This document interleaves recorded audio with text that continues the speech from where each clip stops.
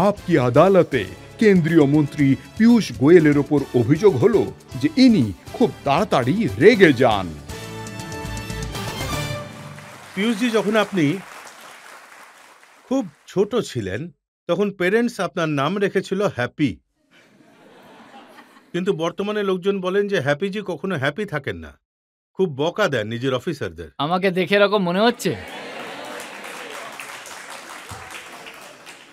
রজতবাবু, দেশের জনগণের আশা আর আকাঙ্ক্ষা অনেক বেশি আমাদের সবার থেকে। আধিকারিকদের থেকে আছে, আমার থেকে আছে, সব কলিগদের থেকে রয়েছে।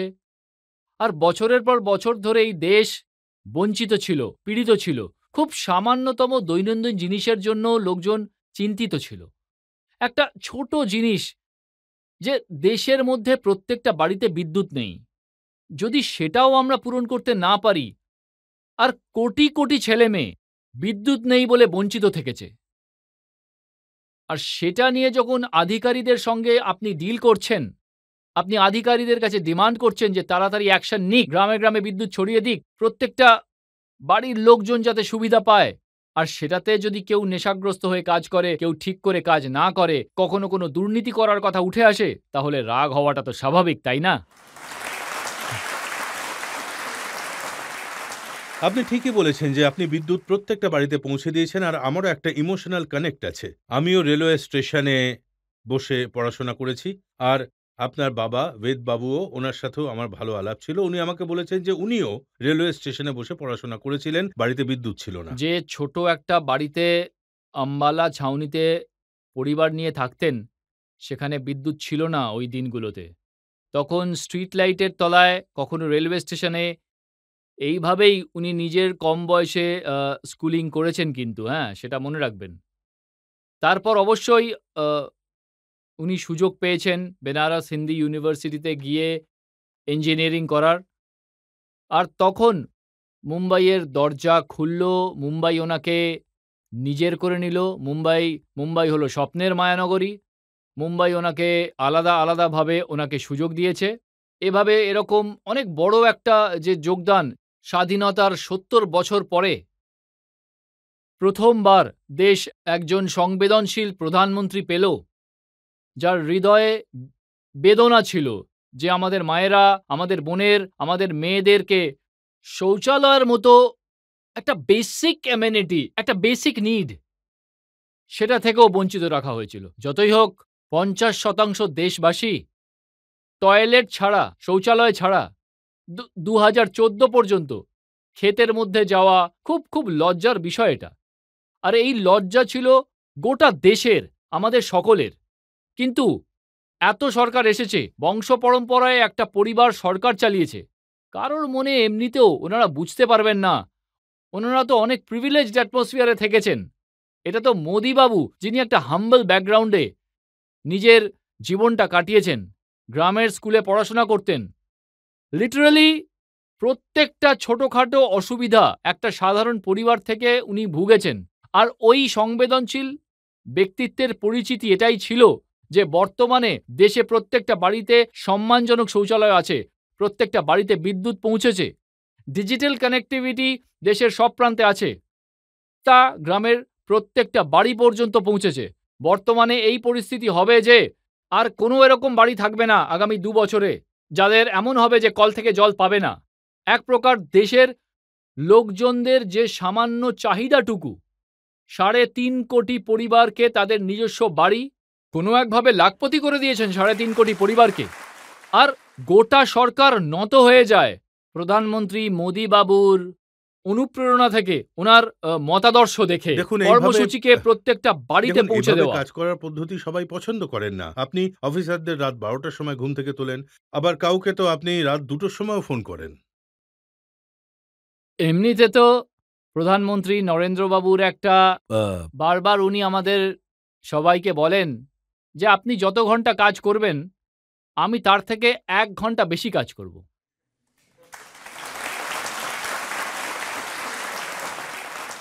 আর সময় কম আছে, কাজ প্রচুর আছে, দেশের প্রচুর আশা আছে, আমাদের সবার উপরে লোকজনদের প্রত্যাশা টিকে রয়েছে। আর আমার মনে হয় আমাদের সকলেরই উপস্থিত থাকা উচিত ২৪টা ঘন্টা।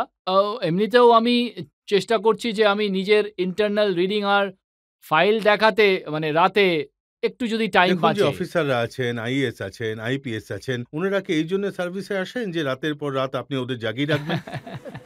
না, আমার কাউকে রাতের বেলা জাগিয়ে রাখার কোনো আপনার উদ্দেশ্যই নেই। উদ্দেশ্য আমি বলে দিচ্ছি, ঘুমোবও না আর ঘুমোতে দেবও না।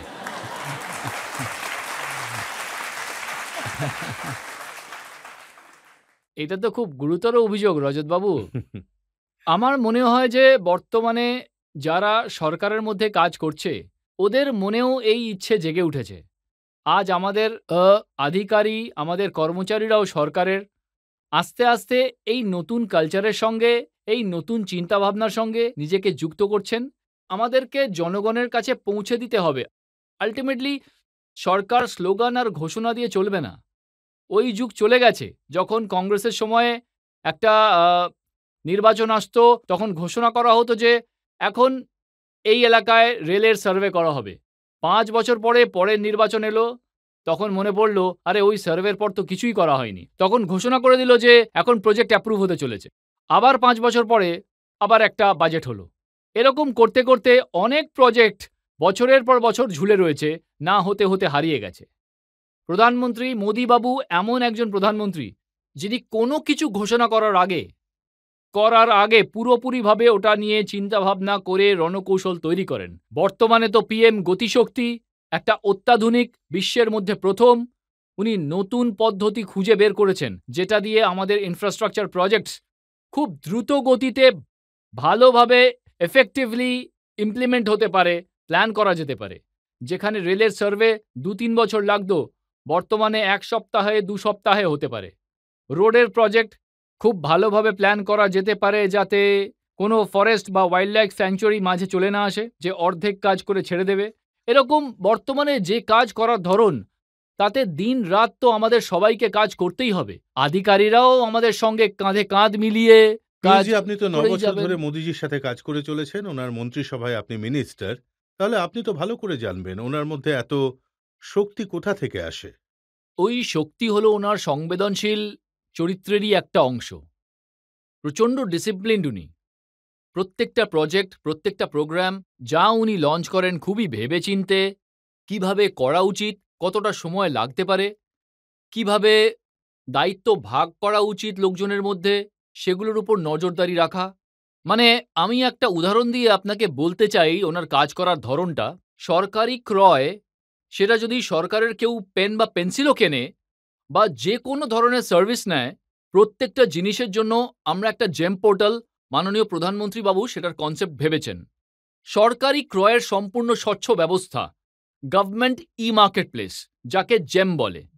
উনি বর্তমানে জেম চালু করেছেন। এক্ষুনি যে বছরটা শেষ হলো, ওটাতে ২ লক্ষ কোটির সরকারি ক্রয় জেমের মাধ্যমে হয়েছে। আর একটা এডুকেশনাল ইনস্টিটিউশন হতে চলেছে, যেটা ৪০,০০০ কোটি টাকার সরকারি সম্পত্তির, যেটা একদিক থেকে জনগণেরই টাকা, আর সেটা বাঁচানোর জন্য জেমের মাধ্যম কাজ করে দেখিয়েছে। তাহলে যখন আপনি পৃথিবী জুড়ে ইন্টারন্যাশনাল লিডারদের সাথে দেখা করেন, কমার্স মিনিস্টার হিসেবে হেড অফ স্টেটের সাথে দেখা করেন, তখন কি ওনারা জিজ্ঞাসা করেন না যে মোদিজি কি খান? উনি খাবার শুধু বেঁচে থাকার জন্যই খান। ওনার কাছে ভোজন বা বেঁচে থাকা খাবার খাওয়ার জন্য নয়। আমাদের মধ্যে এমন অনেকেই আছে যে সারাদিন, আর সেই ব্যাপারে আমি কিছুটা নিজেকেও দোষী বলে মনে করি, যে মুম্বাইয়ে যখন যাই তখন পাওভাজি না খেলে মনটা ভালোই লাগে না। আমাদের সবার তো মনে হয় যে আমরা খাবারের স্বাদের মধ্যে দিয়ে এনজয় করি। প্রধানমন্ত্রী বাবুর যতটুকু সামান্য খাবার খাওয়ার দরকার সেটা অভ্যেস হয়ে গেছে। আর আপনারা তো জানেন নবরাত্রির দিনগুলোতে উনি শুধুমাত্র জল খেয়ে ৯ দিন কাটিয়ে দেন। উনার এই যে আস্থা আছে, ওনার যে দৃঢ় সংকল্প আছে যে আমাদের জীবন পুরোপুরিভাবে সমর্পণ করতে হবে সমাজকে, আর এটাই হলো ওনার শক্তির সবথেকে বড় রহস্য। তাহলে যেমন আপনার কখনো কখনো রাগ হয়, আপনি অফিসারদের বকাঝকা দেন, তেমন মোদিজিরও রাগ হয়, আপনাকে বকা দেন। এমনিতে এটা শুনে আপনি হয়তো অবাক হয়ে যাবেন যে আমাকে তো কোনোদিনই বকেননি আজ পর্যন্ত।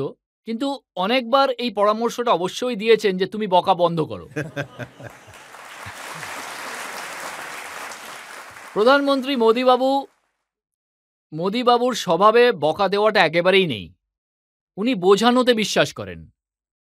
আর ওনার সঙ্গে কখনো আপনি কথা বলুন বা কোনো প্রেজেন্টেশন দেখান, কখনো কোনো মিটিং হোক বা ১ ঘন্টার আলোচনা হোক, তাতে মাননীয় প্রধানমন্ত্রীবাবু খুব কম কথা বলেন।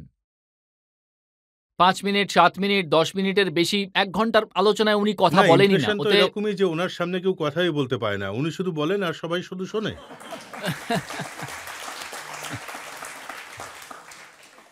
এমনিতে তো এরকম অনেক ধরনের ভুল ইমপ্রেশন ছড়ানোর চেষ্টা করা হয়, কিন্তু রজতবাবু, আমার পুরো বিশ্বাস আছে যে ভারতের জনগণের মধ্যে কোনো সন্দেহ নেই ওনার প্রতি।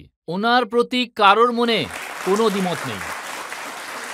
ভারতের জনগণ ওনার কাজ করার ধরন দেখেছে।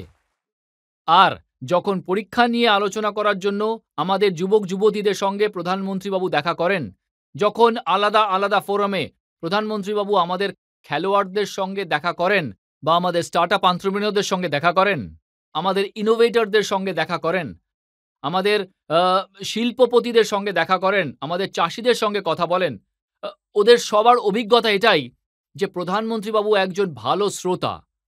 আর উনি নতুন নতুন আইডিয়ায় আপনাকে যুক্ত করেন। এমন নয় যে আপনার উপরে চাপিয়ে দেন। জিজ্ঞাসা করেন যে আপনি এই ব্যাপারে কি ভাবছেন? আপনার কি রণকৌশলটা কি? আচ্ছা, এইভাবেও আপনি তো একটু ভেবে দেখতে পারেন। এরকম নয় যে আপনার উপর কোনো কর্মসূচি চাপিয়ে দেন।